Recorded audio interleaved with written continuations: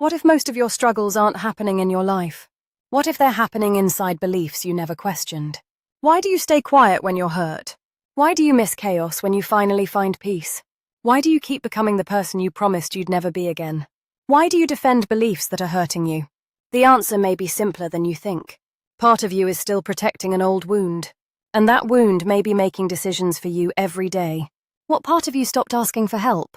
Most quiet people weren't born quiet. They became quiet. After enough moments where they felt ignored, dismissed, or alone, they learned a dangerous lesson. Don't ask, don't need. Don't expect. The tragedy isn't that people failed you. The tragedy is that part of you still lives as if nobody is ever coming. Who would you be without the storm? Most people say they want peace, yet when life finally becomes calm, they get restless. Why? Because chaos didn't just surround them, it shaped them. The storm gave them an identity. The survivor. The fixer, the strong one. And when the storm disappears, they aren't just losing stress.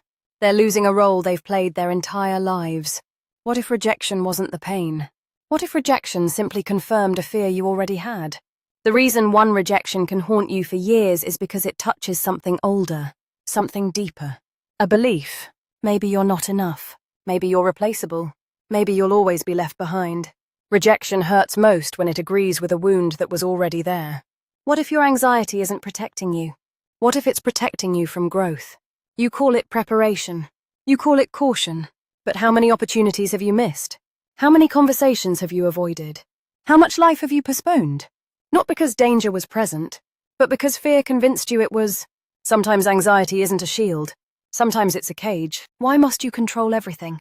Because control feels safe, or does it? Many people spend their lives trying to control outcomes, people, conversations, and circumstances. But control is often fear wearing a disguise. The fear of uncertainty. The fear of vulnerability. The fear of being hurt again. The question isn't why you need control. The question is what you're afraid will happen without it. Why do you defend beliefs you know are wrong? Because the belief isn't the problem. The identity is. Some beliefs survive long after we stop believing them. Not because they're true, because they've become part of who we are. And letting them go feels like losing a piece of ourselves. Maybe the real battle isn't against anxiety, or rejection, or control, or chaos. Maybe the real battle is against the version of yourself that was built inside those experiences, because healing isn't becoming someone new. It's questioning the stories you've carried for so long that they started feeling like you.